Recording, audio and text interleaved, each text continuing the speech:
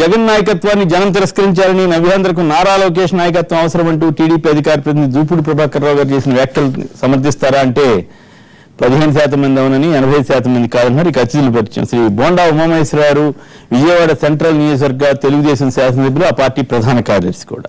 శ్రీ చెంగల్రాయుడు గారు Congress party senior నేత, శాసన మండలి సభ్యులు. శ్రీ చంద్రశేఖర్ రెడ్డి గారు టీఆర్ఎస్ ఇబ్రహీంపట్నం, రంగారెడ్డి జిల్లా ఇబ్రహీంపట్నం నుంచి పోటీ చేసినటువంటి టీఆర్ఎస్ నేత, అంతేకాకుండా ప్రముఖ సినీ నటుడు అల్లు అర్జున్ గారికి స్వయాన మామగారు అవుతారు. ఇక బిడ్డనిచ్చిన మామగారు. Okay, right. ప్రసాద్ రెడ్డి గారు సీనియర్ జర్నలిస్ట్, ప్రముఖ విశ్లేషకులు. శ్రీ రమేష్ నాయుడు గారు భారతీయ జనతా పార్టీ ఏపీకి సంబంధించిన నేత, బీజేపీ కార్యవర్గ సభ్యులు. ఇక ముందుగా ఈ ప్రత్యేక హోదాకు సంబంధించి ఏర్పడుతున్న వివాదం మీద చర్చలోకి వెళ్ళడానికి ముందుగా చంద్రశేఖర్ రెడ్డి గారిని రెండు ప్రశ్నలు అడుగుదాం. చంద్రశేఖర్ రెడ్డి గారు చెప్పండి, ఈ ఇబ్రహీంపట్నంలో కొత్తగా మీ కిషన్ రెడ్డి గారు ఎమ్మెల్యే వచ్చి పార్టీలో చేరారు. ఎట్లా ఇప్పుడు మీకు డిస్ప్యూట్ ఏమైనా ఏర్పడుతుందా, వివాదం ఏర్పడుతుందా, మీరే సర్దుకున్నారా? డిస్ప్యూట్ అనేది ఏం లేదు. ఏదైతే సీఎం గారు మా యొక్క తెలంగాణ ప్రజల నాయకుడు, అందరికి కావలసిన కేసీఆర్ గారు ఏదైతే తెలంగాణ గురించి తీసుకొస్తున్న సంక్షేమ పథకాలకు అందరూ ఆకర్షితులై ఏ విధంగా అయితే వస్తున్నారో అదే విధంగా తెలుగుదేశం నుంచి కూడా ఎమ్మెల్యే గారు వచ్చారు. దానికి మేము ఎలాంటి అతను రావద్దని ఎలాంటి రెసిస్టెన్స్ లేదు. అందరూ రావాలి, ఈ తెలంగాణ యొక్క పునర్నిర్మాణం కోసం అందరూ పాటుపడాలనే దాంట్లోనే నేనున్నాను తప్ప వేరే రాజీనామా చేసి వస్తే బాగుందని మీకు అనిపించలేదా? రాజీనామా అనేది ఇంతకుముందు ఏ విధంగా చేశారో ఎమ్మెల్యేలు అదే విధంగా ఇది కూడా ఫాలో అవుతాడని అనుకుంటున్నాను. అయితే మరి లోపల కోపం ఉండాలి మీకు అవకాశం. మేమేమనుకుంటున్నామంటే ఈ తెలంగాణలో రెండే పార్టీలు ఉంటాయి, అది కాంగ్రెస్, టీఆర్ఎస్ అనుకుంటున్నాం. ఆ భాగంగానే అందరు తెలుగుదేశం వాళ్ళు ఈ యొక్క పార్టీలో కలుస్తుందని అనుకుంటున్నాను. ఓకే, తెలుగుదేశం అందరూ వచ్చేస్తారా? అదేంటి అట్లా కాంగ్రెస్ వాళ్ళ మీద ఎందుకు లేదు, తెలుగుదేశం ఎందుకు వస్తుంది? కాంగ్రెస్ ఉంటుందని, ఎందుకంటే తెలుగుదేశం సీఎం అక్కడ చంద్రబాబు నాయుడు గారు విజయవాడలో ఉన్నాడు కాబట్టి ఇక్కడ ఆయన యొక్క అంత ప్రమేయం ఉండకపోవచ్చని ప్రజలందరూ భావిస్తున్నారు. ప్లస్ తెలుగుదేశం అంటే తెలంగాణలో కొద్దిగా ప్రజలకు ఇంట్రెస్ట్ కూడా లేదనేది. పార్లమెంట్ పోటీ చేస్తారు. అయితే మరి ఇప్పుడు మీరు పోటీ చేశారు, ఆయన పోటీ చేశారు, మరి మీ ఉండే మద్దతుదారులు మీకు ఉంటారు. మరి మీ ఇద్దరి మధ్య సమన్వయం ఉందా? మీరు చెప్పారా? రెడ్డి గారు మీకు చెప్పారా? కిషన్ రెడ్డి గారు చెప్పలేదు. మా యొక్క చెప్పలేదంటేనే తేడా ఉంది. అంటే కిషన్ రెడ్డి గారు వచ్చేటప్పుడు చెప్పారు కదా, మా సీఎం గారి దగ్గర నుంచి మాకు వచ్చింది ఏమనంటే ఈ విధంగా మేము చేసుకుంటున్నాం శేఖర్ రెడ్డి అంటే తప్పే చేసుకోవాలి సీఎం గారు, మనం చేసుకొని అందరం కలిసి ఈ యొక్క తెలంగాణ పునర్నిర్మాణం కోసం పనిచేస్తాం. నాకు కూడా ఎలాంటిది లేదు, ఎందుకంటే నేను తెలంగాణ టికెట్ ఎవరికి ఇస్తారు మీ ఇద్దరు? సో టికెట్ అనేది అల్టిమేట్ గా టికెట్ కాదు, ఏదైనా ప్రజలకు ఏదైనా చేయాలనే తప్ప టికెట్ వచ్చినా రాకుండా నేను డెఫినెట్ గా తెలంగాణ ప్రజల కోసం టీఆర్ఎస్ పార్టీలో పనిచేస్తాను. రైట్. ఇక ప్రత్యేక హోదా అంశంలోకి చర్చలోకి వెళదాం. ప్రత్యేక హోదా ఇప్పుడు ఎన్డీఏ బాధ్యత అని టీడీపీ నేతలు నిన్న వ్యాఖ్యానిస్తే, ఈ బీజేపీ వారు మాత్రం తీవ్రంగా కావాలని బీజేపీపై దుష్ప్రచారం చేస్తున్నారంటూ మండిపడుతున్నారు. ప్రత్యేకించి నిన్న సోము వీర్రాజు, సుధీష్ రాంబొట్ల, కపిలేశ్వరయ్య ఇట్లా పలువురు నేతలంతా కూడా విమర్శల వర్షం కురిపించారు. ఇది మెల్లగా రాజకీయ వివాదం అవుతుంది. అయితే నెల్లూరులో నిన్న జరిగినటువంటి సభలో ఎక్కడ వెంకయ్యనాయుడు గారు కానీ అట్లాగే చంద్రబాబు నాయుడు గారు కానీ అంశాలేమి ప్రస్తావించలేదు. ముందుగా రమేష్ నాయుడు గారు ఏమిటి బీజేపీ వైఖరి ఎట్లా ఉంది, బీజేపీ తీవ్రమైనటువంటి విమర్శలకు గురే అవకాశం ఉంది, మిత్రపక్షమైన టీడీపీ నుంచి కూడా ఈ వ్యాఖ్యలు ప్రస్తుతానికి మరీ ఎక్కువగా రాకపోయినా కింద స్థాయిలో కానీ ఎమ్మెల్యేల స్థాయిలో కానీ ఈ విమర్శలు వస్తున్నాయి కదా, దీన్ని ఎట్లా ఎదుర్కోబోతున్నారు రమేష్ గారు? సార్, ఒకటి ఆంధ్రప్రదేశ్ లో ఉన్నటువంటి రాజకీయ శూన్యత ఏదైతే ఉందో ఈ సమయంలో భారతీయ జనతా పార్టీ చేసేటువంటి మంచి కార్యక్రమాల ద్వారా రాబోయే రోజుల్లో బలోపేతం అవుతున్నటువంటి ఉద్దేశంతో కొన్ని శక్తులందరూ కూడా ఇప్పటి నుంచి బీజేపీని ఏదో విధమైనటువంటి నెపములను దొరకపుచ్చుకొని దెబ్బతీయాలన్నటువంటి కుట్రలో భాగంగా జరుగుతున్నటువంటి విషయం ఇది మనకు స్పష్టంగా అవుతుంది. ఎవరా శక్తులు ఏమా కదా? ఏం సార్, ఎవరా శక్తులు? అవును, కాంగ్రెస్ కావచ్చు, లేకంటే వైఎస్ఆర్సీపీకి సంబంధించిన వాళ్ళు కావచ్చు, లేకపోతే ఇంకా కొందరు వ్యక్తులు మీడియాలో ఉన్నటువంటి కమ్యూనిస్టు సోదరులుగా అట్లా వాళ్ళకేముంది, వాళ్ళు ఎట్లాగో మీ ప్రత్యర్థులే, మీకు మిమ్మల్ని దెబ్బతీసేదే ఉంది.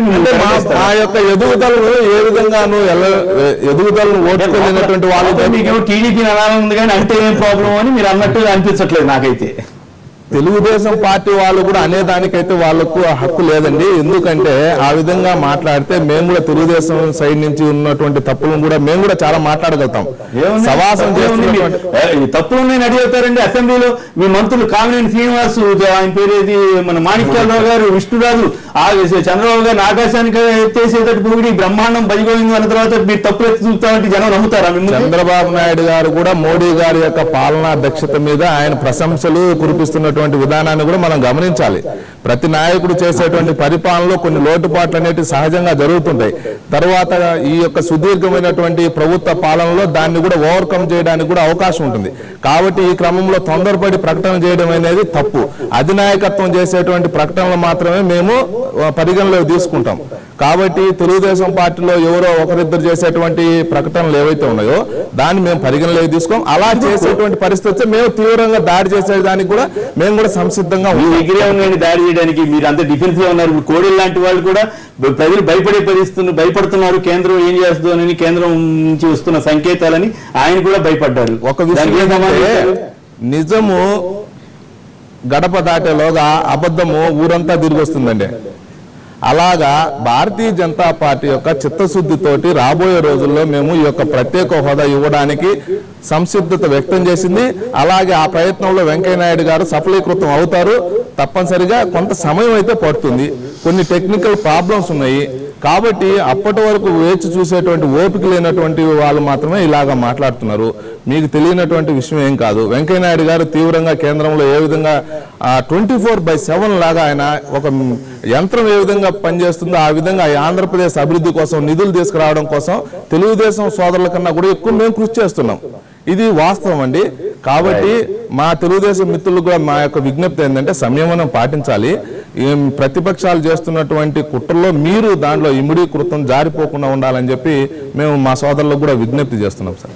రైట్, ప్రసాద్ రెడ్డి గారు మీ వ్యాఖ్య. అంటే బీజేపీకి కొన్ని రాజకీయపరమైన ఇబ్బందులు ఉన్నాయని, అందువల్లనే ఈ ప్రత్యేక హోదా లేకపోతే పోలవరం 2 లేట్ అవుతున్నాయని అనుకుంటున్నానండి నేను. ఒకటి బీహార్ ఎన్నికలు, 2 ఒరిస్సా ఎన్నికలు. ఈ 2 రాష్ట్రాల్లోనూ భారీగా చొచ్చుకుపోవాలని పార్టీ గట్టి ప్రయత్నం చేస్తున్నదండి. బీహార్కి ప్రత్యేక ప్రతిపత్తి ఇవ్వకుండా ఆంధ్రప్రదేశ్కి ఇస్తే బీహార్లో రాజకీయ వ్యతిరేక ప్రచారం జరుగుతుంది, దెబ్బతింటారు. అలాగే పోలవరం ముందుకు వేగంగా అంటే ఆర్గనైజేషన్ యాక్ట్లో ప్రకారం త్వరితంగా పూర్తి చేస్తే ఒరిస్సా ప్రభుత్వం బీజేపీకి వ్యతిరేకంగా ప్రచారం చేసే అవకాశం ఉంది. అందువల్ల అక్కడ వాళ్ళకి కొన్ని రాజకీయపరమైన ఇబ్బందులు ఉన్నాయి. అంతేగాని ఇతర ఇబ్బందులు అంటూ ఏంటంటే టెక్నికల్గా కేంద్ర ప్రభుత్వం పట్టుబట్టి ఈ ప్రాంతానికి ప్రత్యేక ప్రతిపత్తి ఇవ్వాలంటే నిబంధనలు కానీ రాజకీయపరమైన అడ్డంకులు కానీ వచ్చే అవకాశం ఏం లేదు. మనకి పార్లమెంటులో రీఆర్గనైజేషన్ చట్టం వచ్చినప్పుడు కానీ, రాష్ట్ర విభజన చేసినప్పుడు కానీ వెంకయ్యనాయుడు గారు మాట్లాడింది, మన్మోహన్ సింగ్ గారు మాట్లాడింది మనం పరిశీలిస్తే ఆంధ్రప్రదేశ్లో కానీ తెలంగాణలో కానీ 1% ప్రజలు కూడా ఆంధ్రప్రదేశ్కి ప్రత్యేక ప్రతిపత్తి ఇవ్వరు అనే ఆలోచనలో లేరని, అందరూ కూడా ఇస్తారని అనుకున్నారు. ప్రజలను ఇంత విధంగా నమ్మించి దాన్ని ఎలా డిలే చేయటం ఏంటంటే రాజకీయపరమైన ఇబ్బందులు ఉన్నాయి. ఆ విషయాన్ని వాస్తవం. మొన్న ఆలస్యంగా అయినప్పటికీ ఇంద్రజిత్ అనే మంత్రి గారు ఇచ్చిన సమాధానంతో మళ్ళీ ఇదంతా గొడవ మొదలైంది. మనకి డైరెక్ట్ గా ఎక్కడ అసలు అవకాశం లేదు. రాజకీయాల్లో ఫైనాలిటీ అనేది ఏమీ లేదండి. మనకి ఆంధ్రప్రదేశ్ విభజన సాధ్యం కాదు అని హోంమంత్రి అప్పుడు హోంమంత్రి ప్రకటించాడు. ఆ 3 నెలల్లో 2 నెలల్లో తిరగకుండా ఆంధ్రప్రదేశ్ ఇచ్చారు. కాబట్టి రాజకీయ నాయకుల మాటలకి కానీ రాజకీయ పార్టీలు చేసే వాగ్దానాలు కానీ కనీసం పార్లమెంటు సాక్షిగా ప్రధాని చేసిన వాగ్దానాలకు కానీ ఎటువంటి శాంటిటీ లేదని ప్రజలు అనుమానించే పరిస్థితులు ఏర్పడుతున్నాయి. అటువంటి పరిస్థితి ఏర్పడటం చాలా దురదృష్టకరమైన స్థితి. అది మన అందరూ అంగీకరించాల్సింది. బీజేపీకి రాజకీయపరమైనది ఏంటంటే బీజేపీ ఉత్తరాదిని వీకెన్ అయినప్పుడు దక్షిణాదిని కానీ వెస్టర్న్ దీంట్లో బలపడాలని వాళ్ళది ఒక ప్రశ్న వేస్తున్నారు మురళీధర్ రావు గారు కానీ వాళ్ళంతా. మీకు హోదా కోసం హోదా కావాలా లేకపోతే నిధులు కావాలా? నిధులు ఇస్తున్నాం కదా, హోదాతో పాటు బాగా ఇచ్చాం కదా, ఎవరి దయాదాక్షిణ్యాల మీద రాష్ట్ర ప్రజలకు రాష్ట్రాలకు కేంద్రం ఇవ్వదు. మనకు ఒక ప్రత్యేక పరిస్థితుల్లో విషమ పరిస్థితుల్లో ఆంధ్రప్రదేశ్ విభజించినప్పుడు ప్రత్యేక హామీలు ఇచ్చారు, ప్రజలను నమ్మింపజేశారు, రాజకీయ లబ్ధి పొందారు. ప్రజలు ఏంటంటే ఆర్థిక లబ్ధి పొందాలని చూస్తున్నారు. ఖచ్చితంగా ఆ బాధ్యత వెంకయ్యనాయుడు గారి మీద ఉంది, చంద్రబాబు నాయుడు గారి మీద ఉంది, మోడీ ప్రభుత్వం మీద అన్నది. అంటే రాజకీయ వ్యవస్థల మీద నమ్మకం సడలిపోయే విధంగా వ్యవహరించడం అనేది ఆలస్యం అయితే అవనివ్వండి, కానీ ఇవ్వాల్సిన బాధ్యత. అలాగే పోలవరం బ్యారేజీ పూర్తి చేయకుండా ఇంకా రకరకాల సాగులు చూపి ఇంకో ప్రాజెక్ట్ తీసుకురావటము, దాన్ని ఎవరు అబ్జెక్ట్ చేయకపోవటం చూస్తుంటే ప్రజలకి ఏమనిపిస్తుంది? ఒక సామాన్య ప్రజలు, ఇది రాజకీయ పార్టీల మధ్య వివాదం కాదు. ప్రజలకి ప్రభుత్వం చేసిన వాగ్దానాలు, రాజకీయ పార్టీలు చేసిన వాగ్దానాలను అమలు చేస్తున్నారా? ఒక రాష్ట్రాన్ని సర్వతోముఖంగా అభివృద్ధి చెందుతున్న రాష్ట్రాన్ని సకారణం లేకుండా, అంటే ఈసారి ఒప్పుకుంటారో ఒప్పుకోకపోయినా అది కారణం లేకుండా విభజించారు. దాన్ని విభజించినప్పుడు కొన్ని వాగ్దానాలు చేశారు, ఆ వాగ్దానం అమలు చేయాలి కదా. అది బాధ్యత, నైతిక బాధ్యత. కొంచెం ఆలస్యం అయితే ఎవ్వరూ ఏమి అనుకోరు. కానీ మీరేంటంటే చిత్తూరులో 3 ప్రాజెక్టులు ప్రారంభించారు, అది ఎప్పుడు శంకుస్థాపన చేస్తారు. ఇక్కడ నెల్లూరులో ఒకటి చేశారు. చంద్రబాబు నాయుడు గారు నాకు గోదావరి జిల్లాలో నాకు ప్రాణప్రదం అంటాడు. ఆయన అక్కడ కూడా కొన్ని వాగ్దానాలు చేసినప్పుడు వరకు ఏం చేయలేదు. వాగ్దానం చేయని కొన్ని ప్రాజెక్టులు తెచ్చి అక్కడ అమలు చేస్తున్నారు. ఆ ప్రాంత ప్రజల ప్రయోజనాలకు విరుద్ధంగా అమలు చేస్తున్నారు. అది పట్టిసీమ ప్రాజెక్ట్. పట్టిసీమలో 300 రోజులు నీళ్లు వస్తాయి, ఏది గోదావరిలో 300 రోజులు వరదలు వస్తాయని బాబు అసెంబ్లీలో చెప్తున్నారు. ప్రముఖ పత్రిక మీరు చూడండి ఒకసారి, 300 రోజులు అని చెప్పారండి. మీరు అసెంబ్లీలో ఒకసారి దేవినేని స్టేట్మెంట్ చూడండి. అలాగే ఒక ప్రముఖ పత్రిక 4 నెలలు వరద నీరు వస్తుందని రాసింది. నేను అక్కడే ఉంటాను, 40 రోజులు వస్తుంది మాక్సిమం. రాశారు. నేను 300 రోజులు కాబట్టి చాలా ఎక్కువ రోజులు చెప్పారండి. నేను పొరపాటు పడితే నేను క్షమించండి నన్ను. ఖచ్చితంగా ఇలా ప్రజలు, అంటే నేను అనేది శాసనసభ వేదికల్లోనూ అబద్ధాలు చెప్పేయటం, పార్లమెంట్లో అబద్ధాలు చెప్పేయటం, ఇలాంటి చెప్తే ఏం సంకేతాలు ఇస్తున్నాం మనం? అది చెంగలరెడ్డి గారు సార్, ప్రత్యేక హోదా అనేది ఆంధ్రప్రదేశ్ హక్కుగా భావించాం. ఎందుకంటే డివిజన్ అప్పుడు రీఆర్గనైజేషన్ బిల్లులో పట్టుబట్టడం జరిగింది. క్యాబినెట్ డెసిషన్ కూడా ప్రత్యేక హోదాకు యాక్సెప్టెన్స్ ఇచ్చింది, రెజల్యూషన్ కూడా ఇచ్చింది. క్యాబినెట్కు ముందర భారతీయ జనతా పార్టీ వాళ్ళని కూడా పిలిచి మాట్లాడిన తర్వాత సుష్మా స్వరాజ్ గారు కానీ వెంకయ్యనాయుడు గారు మాట్లాడితే 5 సంవత్సరాలు ప్రత్యేక హోదా ఇచ్చినట్టు ఇచ్చారని కదా వాళ్ళు క్యాబినెట్ లో పాస్ అయిందని, క్యాబినెట్ ముందరనే వాళ్ళని ఇన్వైట్ చేయటం, వాళ్ళ అభిప్రాయాలు కూడా తీసుకోవడం జరిగింది. తీసుకున్న తర్వాత మన్మోహన్ గారు పార్లమెంట్లో మాట్లాడేటప్పుడు మాకు 5 సంవత్సరాలు ప్రత్యేక హోదా అన్నప్పుడు వెంకయ్యనాయుడు గారు 10 ఏళ్ళు కావాలన్నారు. నిన్న కేబినెట్ ముందర ఈ విషయం 5 సంవత్సరాలు మాట్లాడుకున్నాం కదా, మళ్ళీ మీరు ఇప్పుడు 10 సంవత్సరాలు అంటున్నారు అని కూడా అన్నాడు పార్లమెంట్లో. ఏదేమైనప్పుడు కూడా 5 సంవత్సరాలు 10 సంవత్సరాలు ప్రైమ్ మినిస్టర్ అష్యూరెన్స్ ఇచ్చారు. 5 సంవత్సరాలు దీనికి ఉంటాయి. 5 సంవత్సరాలు సరిపోతుంది వెంకయ్యనాయుడు గారు అంటూ రాబోయేది మేమేను చేసేది మేమేను 10 సంవత్సరాలు చేస్తామన్నారు. నెల్లూరు బహిరంగ సభలో మోడీ గారు అయితే పార్లమెంట్లో మాట్లాడిన దానికన్నా ఎక్కువ ఇస్తా ఉన్నారు. అందరూ నమ్మటం కూడా జరిగిపోయింది. దానికి రాష్ట్రాన్ని విభజించిన దానికి మూల్యాన్ని మేము చెల్లించుకోబడ్డాం. మమ్మల్ని జనం ఏ మాదిరి చెదిరించుకున్నారు ఆ మాదిరి చెదిరించుకున్నారు, దాంట్లో అనుమానం లేదు. సార్, ఇక్కడ ఒక అంశాన్ని కూడా చెప్పదలుచుకున్నాను. వన్ అబ్జర్వేషన్, సారీ అండి. మీకు బీజేపీ మేనిఫెస్టోలో పెట్టారు, అది మీకేంటి? అంత ముందేమో కాకినాడ తీర్మానంలో 1 ఓటు 2 రాష్ట్రాలు అన్నారు. ఆ తీర్మానాన్ని అమలు చేయలేదు.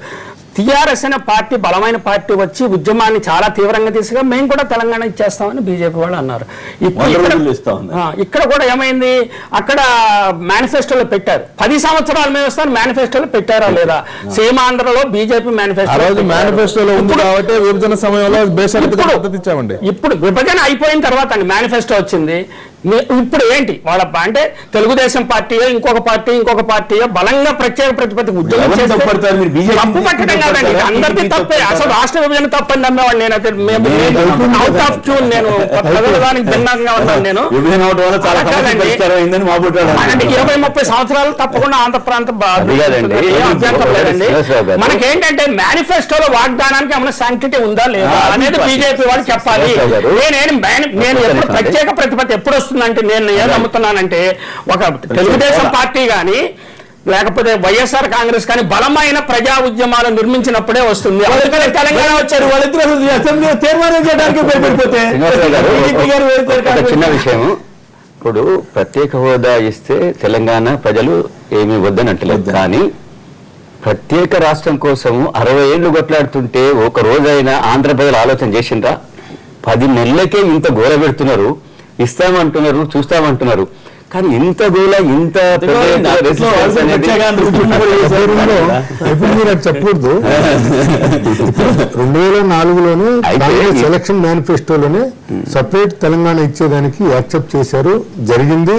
దాని పరిణామాలు ఏ విధంగా వచ్చాయో ఇక్కడ కావాలన్నారు, కావాలనుకున్న వాళ్ళు కూడా కాంగ్రెస్ పార్టీని తిరస్కరించారు. అక్కడ వద్దన్నారు, వద్దన్నా కూడా జరిగిపోయింది, అక్కడ తిరస్కరించబడింది.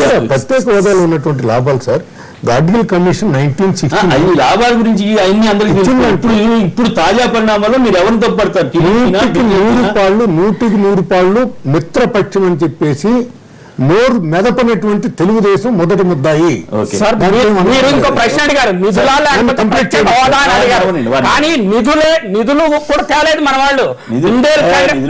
చెప్పేది వినండి, బుందేల్ ఖండ్ కి ప్రత్యేక ప్రతిపత్తి ఇచ్చారు, తెలంగాణకి ఇవ్వలేదు, ప్రత్యేక నిధులు ఇవ్వలేదు. అలాగే కలహండి ప్రాంతానికి ప్రత్యేక నిధులు ఇచ్చారు, తెలంగాణకు కానీ రాయలసీమ అనంతపురం కానీ ఇవ్వలేదు, ఉత్తరాంధ్రకి ఇవ్వలేదు. 50 కోట్లు 30 కోట్లు భిక్షలు వేసి కేంద్ర ప్రభుత్వం ఏం చెప్తుందంటే మీకు ఇచ్చాం కదా నిధులు ఇచ్చామంటే మీలాంటి వాళ్ళు సంతృప్తి చెందుతున్నారు. నేను చాలా విషయాలు చెప్పగలను. మొత్తం సుజనాదేవి గారు చెప్పారు 8,500 కోట్లు ఇచ్చారని చెప్పి. 8,500 కోట్లు ఒక రాష్ట్రానికి ఎప్పుడైనా ఇచ్చారా? చెప్పండి, మీరు చెప్పండి. బుందేల్ఖండ్ ఇచ్చారు కదండి, బుందేల్ఖండ్ 6,500 కోట్లు ఇచ్చారు.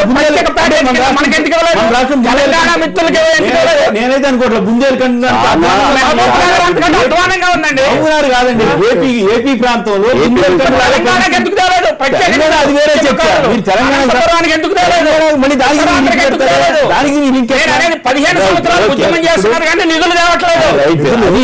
అలవాటు అయిపోయింది.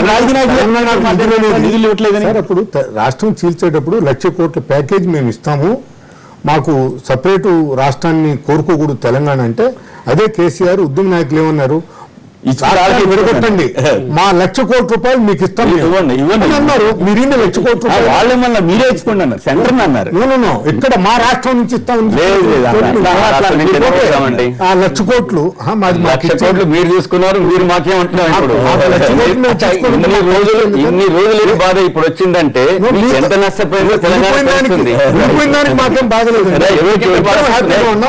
సెకండ్ సిటిజన్స్ గా మేము సెంట్రల్ తర్వాత ఉంటే మీరు బతకొచ్చు కదా, ఎందుకు అంత ప్రెషర్ చేసి చెప్తున్నారు? అన్నదమ్ముల మాదిరి విడిపోయిన తర్వాత కానీ ఇంత రమస్ అనేది అక్కర్లేదని వాళ్ళు పడతారు. నాకు వచ్చిందేదో ఇప్పుడు ఆంధ్ర రాష్ట్రం అనేది చాలా అధ్వానంగా లేదు. అది 1,13,000 కోట్లు బడ్జెట్ పెట్టారు ఉంది, దానికేం అనుమానం లేదు. కాదు కూడా అంటే దుబారాలు ఎక్కువైపోయినాయి. 25,000 కోట్ల రూపాయలు అనవసరంగా మీరు ఖర్చు పెట్టేస్తున్నారు దేనికంటే దానికి, అవన్నీ చెప్పుకుంటా పోతే ఇదవుతుంది. కానీ రాష్ట్ర అభివృద్ధికి మనం అనుకున్నటువంటి రీతిలో కేంద్రం ఏదో Hyderabad main source of income గా ఉంది, ఆ మెయిన్ సోర్స్ ఆఫ్ ఇన్కమ్ వెళ్ళిపోతున్నది కాబట్టి ఆ లోటు బడ్జెట్ మేము భర్తిస్తామని చెప్పేసి రీఆర్గనైజేషన్ బిల్లుని పెట్టారు. ఫస్ట్ ఫైనాన్షియల్ ఇయర్ లోనే ఇస్తానన్నారు. అది 15,000 కోట్ల రూపాయలు ఉంది. రెండో సంవత్సరం 13,000 కోట్ల రూపాయలు ఉంది. 28 కోట్ల రూపాయలు మీ దేశం లెక్క మీరు ఎప్పుడు వెళ్ళిపోతున్నారా? బడ్జెట్ చదివినా వాళ్ళు ఫస్ట్ బడ్జెట్ లో చాలా రాస్తారు. సెంట్రల్ గవర్నమెంట్ లెక్కలు ఉండవండి, మీరు దేశం లెక్కలు రాసి ఎన్ని ఇవ్వమంటే ఇస్తారు ఎవరన్నా? లోటు బడ్జెట్ మేము భరిస్తాము, అది వాస్తవం. లోటు బడ్జెట్ భర్తించడానికి మీరేం చేశారు? రైట్, ₹1 కూడా ఇవ్వలేదు. అదేండి 2,500 కోట్లు మొన్న ఇచ్చారు కదా. ఇప్పుడండి ఫస్ట్ బడ్జెట్ లో ₹1 పెట్టలేదు sir. First budget second budget లో పెట్టింది సార్. అది అట్లా కాదు. ఇంకో విషయం ఏంటంటే రాష్ట్రం విభజించగానే ఈ రాష్ట్రం 1,00,000 చిల్లర కోట్లు, ఈ రాష్ట్రం ఇంకో 1,00,000 చిల్లర కోట్లు బడ్జెట్లు ఎలా వచ్చేసినాయి? ఒకే రోజు చెప్తాను సార్. మాట్లాడతారు. మన రాష్ట్రం ఆంధ్రప్రదేశ్ విడిపోయినప్పుడు తమిళనాడు నుంచి 9 కోట్లు వచ్చింది. తర్వాత 56 బడ్జెట్ లో గోపాలరెడ్డి గారు 40 crores తో బడ్జెట్ ని ప్రిపరేషన్ చేశారు. స్వర్గీయ ఎన్టీ రామారావు ముఖ్యమంత్రిగా ఉన్నప్పుడు 2,900 కోట్లు రాష్ట్ర బడ్జెట్. రాజశేఖర రెడ్డి గారు బాధ్యతలు తీసుకున్నప్పుడు 40,000 కోట్ల బడ్జెట్, దిగిపోయేటప్పుడు 1,00,000 కోట్ల బడ్జెట్. సమైక్య రాష్ట్రం గురించి చెప్తున్నాను నేను. సమైక్య రాష్ట్రం తర్వాత 2,00,000 కోట్లు అయింది. 2,00,000 కోట్లు, 1,13,000 కోట్లు, 1,10,000 కోట్లు, 2,23,000 కోట్ల రూపాయలు అయిపోయింది. 1,13,000 కోట్లు, 1,15,000 ఏది నమ్మాలి? బడ్జెట్ లో రాష్ట్రాలకు ఆదాయాలు రావటంలో తక్కువేం కాదు, కానీ కేంద్రంలో ఆదాయాలు విపరీతంగా పెరిగినాయి. అది పెరిగిన దాన్ని ఎప్పుడైనా ఇడిపోయేటప్పుడు ఎవరైతే నష్టపోతారో వాళ్ళకి ఇవ్వటం అంతా ఆనవాయితీగా ఉండదు. 11 రాష్ట్రాలు వచ్చాయి. ఈస్టర్న్ 7 స్టేట్స్ వచ్చాయి, హిమాచల్ ప్రదేశ్ వచ్చింది. ఈ రాష్ట్రాలకన్నిటికీ మీరు చేదోడు వాదోడుగా పెట్టారు. వాళ్ళకి ఇస్తున్నారు ప్రత్యేక హోదాను. ప్రత్యేక హోదా ఇచ్చిన దాని 30% ఆఫ్ గ్రాస్ బడ్జెట్ ఈ స్పెషల్ స్టేటస్ ఉన్నటువంటి వాళ్ళకు ఖర్చు పెట్టాల్సి వస్తుంది. అందువల్ల వచ్చినటువంటి గ్రాంట్లో 90% గ్రాంట్, 10% లోన్ అవుతుంది. సో దానివల్ల రాష్ట్రం ఇంకా కొంచెం మనం రాజధాని నిర్మాణం చేసుకోవాలా. ఇవన్నీ రాజధాని నిర్మాణం చేసుకోవాలని చెప్పేసి కేంద్రం బీజేపీకి తెలుసు. తిరుపతిలో ఉపన్యాసంలో మోడీ గారు చెప్పారు, తిరుపతి వెంకన్న స్వామి సాక్షిగా ఢిల్లీని మించినటువంటి రాజధాని నిర్మాణం మేము జరుపుతామని చెప్పేసి. ఇప్పుడు పోలవరం జాతీయ హోదా ఇచ్చారు. జాతీయ హోదా ఇచ్చిన తర్వాత మీరేదో ఒరిస్సా ఎలక్షన్స్, బీహార్ ఎలక్షన్స్ గురించి కాదు, ఇచ్చిన తర్వాత గ్రాంట్ రిలీజ్ చేయలేకపోతున్నారు. ఇప్పుడు ఏం పెట్టారు? జీవో ఇచ్చారు, మీరు ఎంత ఖర్చు పెట్టుకుంటే అంత మేము రీఎంబర్స్ చేస్తాము, మీరు ఎమ్ముక్కులు మాకు పంపించండి, పేమెంట్ మీకు ఇస్తామంటున్నారు. మీరు ఆ ప్రయత్నమే జరగలేదు. ఇక్కడ మొట్టమొదటి ముద్దాయి ఊరు అంటే 100కి 100 తెలుగుదేశం. తెలుగుదేశం మైండ్ గేమ్ ఒకటి ఆడుతున్నది. ఏంటి? భారతీయ జనతా పార్టీని ఖతం చేసి భారతీయ జనతా పార్టీ ఓట్లని తెలుగుదేశం ఖాతాలు వేసుకోవాలని చెప్పేసి ఎవరు అన్నమాట. మా రెండు రెక్కలు ఎరగొట్టేసి మమ్మల్ని ఎగరమంటే ఊరుతామని మా రమేష్ చెప్తున్నాడు. వైఎస్ఆర్సీపీ వాళ్ళు మీకు శత్రువు అని, కాంగ్రెస్ వాళ్ళు మీకు శత్రువు అని. మీకు శత్రువులు ఊరు కాదు రమేష్, 100కి 100 తెలుగుదేశం వాళ్ళు మిమ్మల్ని ఖతం చేసి మీ ఓట్లు మింగాలని జాగ్రత్త పడండి. అప్పలనరసయ్య గారు విశాఖపట్నం నుంచి లైన్లో ఉన్నారు. అప్పలనరసయ్య గారు నమస్కారం, మాట్లాడండి. హలో, నమస్కారం సార్. నమస్తే, మాట్లాడండి. రాష్ట్రానికి, ఆంధ్ర రాష్ట్రానికి ఇవ్వాల్సిన ప్రత్యేక హోదా విషయంలో అన్ని పార్టీలు మోసం చేసింది సార్. పర్టికులర్ గా దీనిలో వైసీపీ వైఫల్యం కూడా ఉంది. వైఎస్ఆర్ పార్టీ స్ట్రాంగ్ గా పోరాడాల్సిన అవసరం కూడా ఉంది. తెలుగుదేశం కూడా చెప్పి ఇంకా కూడా చేయాలని మాట్లాడండి. తర్వాత బీజేపీ కూడా అంతే, దానికి ఏమీ మినహాయింపు లేదు. మోడీ గారు అమెరికా వెళ్ళారు, అందరూ ఆయన చూస్తున్నారు. జపాన్ వెళ్ళారు, ఇంకో చోట అందరూ చూస్తున్నారు, అందరూ ఆయన పొగుడుతున్నారంటే మన శ్రీకాకుళంలో ఉన్న అప్పలనరసింహం ప్రధానమంత్రి అయితే ఆయన కూడా పొగుడుతారండి అందరూ. ఎందుకంటే ఆయన కూడా పొగుడుతారు అందరూ, విమర్శించే వాళ్ళు ఉంటారు. అవును సార్, అంతే కదా సార్. రైట్, ఓకే, మీ చమత్కారం బాగుంది. రైట్, ఉమామహేశ్వరరావు మీరు చెప్పండి, ఎట్లా బీజేపీ మొదటి ముద్దాయా, తెలుగుదేశం మొదటి ముద్దాయా? ఇక్కడ ఎవరు ముద్దాయిలు కాదండి యాక్చువల్గా. ఒక విషయం, ఎవరో బీజేపీకి కానీ తెలుగుదేశం కానీ ఎవరో ముద్దాయిలు కాదు. ప్రత్యేక హోదా అనేది ఇవ్వాల్సిన బాధ్యత కేంద్రం మీద ఉంది, అది ఇస్తుంది, ఎటువంటి డౌట్ లేదు. కాకపోతే ఇక్కడ నిన్న ఎందుకు వచ్చింది చర్చ, మొన్న ఆ రోజున ఇంద్రజిత్ సింగ్ గారు ఇచ్చినటువంటి రిటర్న్ స్టేట్మెంట్ లో ఆ ప్రత్యేక హోదా మీద ఏ రాష్ట్రాలకు వస్తాయి, దానికి ఉన్నటువంటి చట్టంలో ఏం చెప్పబడింది అనేది ఆయన ప్రస్తావించారు, అది రిటర్న్ గా ఇచ్చారు. దానివల్ల అసలు ఈ చర్చ మళ్ళా అవసరం లేవడం జరిగింది. ఇది ఒక నిరంతర ప్రక్రియగా ప్రత్యేక హోదా మీద రాష్ట్ర ప్రభుత్వం, కేంద్ర ప్రభుత్వం సంప్రదింపులు చేస్తా ఉంది. అలాగే వెంకయ్య నాయుడు గారు కానీ పెద్దలు కానీ అందరూ కూడా మాట్లాడుతున్నారు. దాన్ని ఏ విధంగా సాధించాలో, దానికి ఉన్నటువంటి టెక్నికల్ గా ఉన్నటువంటి కొన్ని సమస్యల్ని అధిగమిస్తూ ఇచ్చే దారిలోనే బీజేపీ ఎన్డీఏ ప్రభుత్వం పయనిస్తా ఉంది. అది ఎటువంటి డౌట్ లేదు దాంట్లో. ఇక్కడ వచ్చింది ఏంటంటే, కాంగ్రెస్ గారు ఎన్డీఏ బాధ్యత మీద స్టేట్మెంట్ ఇచ్చారు కదా. ఎన్డీఏ కాదు, ఇంకెవరు ఇస్తారండి? యూపీ ఎక్కడ ఇస్తా? ఇక్కడ మాకు సంబంధం లేదు, టీడీపీ నేరుగా కాదు, వాళ్ళని చెప్పడం ఎన్డీఏలో భాగస్వామ్యం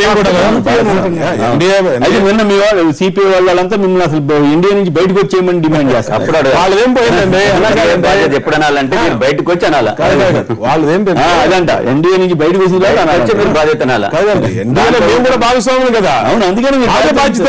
మాదే ఎన్డీఏ అంటే మేము కూడా కదా. ఎన్డీఏ అంటే మేము కూడా ఉన్నాం కాబట్టి మాదే బాధ్యత. అవును, బీజేపీది మాది, అందువల్ల అందరం కూడా బాధ్యత.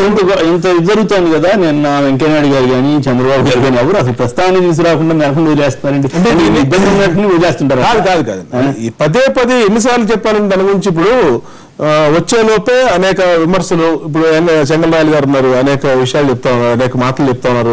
తెలుగుదేశం ముద్ద అంటున్నారు. అసలు ఈ ముద్ద అంతా ఫస్ట్ చేసిందంతా అసలు ఈ దరిద్రానికి కారణం కాంగ్రెస్ పార్టీ. ఎందుకోసం ఆ రోజున చక్కగా సరైన రీతిలో చేయకపోవడం వల్ల విభజించడం ఓకే, విభజించిన దాన్ని పర్ఫెక్ట్ గా కనుక చేస్తుంటే ఇది ఇన్యూషన్స్ వచ్చేవి కాదు. అది ఆ లోపాలని అన్నింటిని కూడా ఇవాళ అక్కడ కేంద్ర ప్రభుత్వం కానీ ఇక్కడ రాష్ట్ర ప్రభుత్వం కానీ నిరంతరం సంప్రదింపులు చేస్తూ దాన్ని ఏ విధంగా చట్టంలో ఉన్నట్టు లోపాలన్నింటినీ కూడా సవరించేదానికి అనేక రకాలుగా చేస్తా ఉన్నాం. ఇవాళ పోలవరం ప్రాజెక్టు కానీ అనేక 25,000 కోట్లు వృధాగా ఖర్చు పెడుతున్నారు 25,000 అంటే వారి కళ్ళకి అలా కనబడతాయి. అంటే వారి ఉద్దేశాలు వారి ఇది ఉండొచ్చు. నేను కాంగ్రెస్ పార్టీలో ఉన్నారు కాబట్టి అధికార పార్టీ మీద ఎప్పుడు రాయటానికి 25,000 కోట్లు ఎక్కడ ఉన్నాయండి? ఇక్కడ 25,000 కోట్లు ఎక్కడ ఉన్నాయో మీకు తెలియదు శ్రీనివాస్ గారు. లేదంటే ఎక్కడ ఉన్నాయి ఇక్కడ 25,000 కోట్లు వృధా చేయడానికి? ఇక్కడ చెప్పండి. చెప్తారులేండి వారు ఎందుకంటే ఇండస్ట్రియల్ ఇన్ఫ్రాస్ట్రక్చర్ కు వాళ్ళకి ఇవ్వాల్సిందిగా ఇచ్చేశారు, సబ్సిడీస్ ఇచ్చారు. ఇక్కడ గృహాలు కట్టుకున్నటువంటి వాళ్ళకు ఇందిరమ్మ ఇల్లు బేస్మెంట్ లెవెల్ వేసుకున్నటువంటి వాళ్ళకు రూఫ్ లెవెల్ వేసుకున్నటువంటి 2,200 కోట్ల రూపాయలు బాకీ ఉన్నారు. 2,200 గృహాలు మీరు ఇచ్చే 70,000 60,000 వాళ్ళకి కింద ఇండస్ట్రీస్ పెద్ద దాంట్లో హెరిటేజ్ కూడా ఒక భాగం. హెరిటేజ్ కూడా ఉందా? దాంట్లో ఇండస్ట్రీస్ లిస్టు చూడండి. మీరు 70 కోట్లని కానికలు వచ్చింది. దాల్మియాకి 70 కోట్లు, పుల్లారావు గారికి 10 కోట్లు, గారికి 25 కోట్లు, ఎస్పీవై రెడ్డి గారికి 25 కోట్లు. ప్రభుత్వం రాసింది ఏంటంటే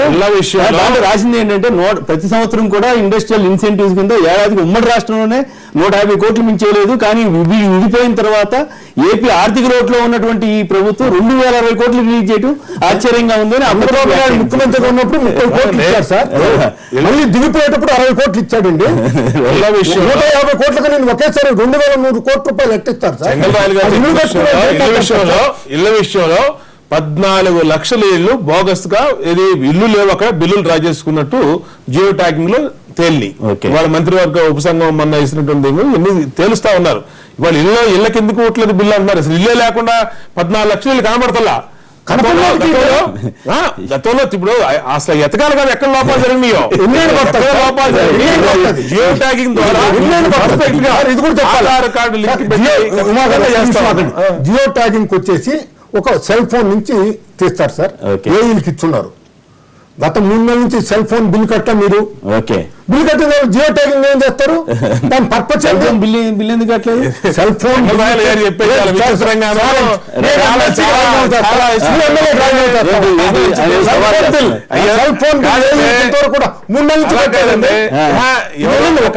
ఒకరు ఏదో మీ ఊర్లో ఒకరు కావాలేదండి మొత్తం సెల్ ఫోన్ బురద చల్లేదు కూడా మరి నిదానంగా ఒకటి చల్లడం కానీ అలా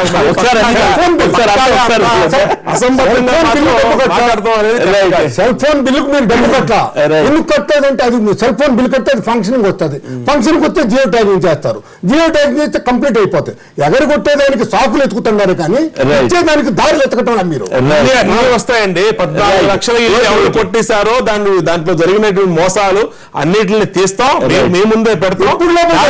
సెల్ ఫోన్ బిల్లు కట్టారు సార్. మీకు అసలు ఆలోచన అవసరం లేదండి. ప్రభుత్వం అన్ని రకాలుగా కూడా ఏ విధంగా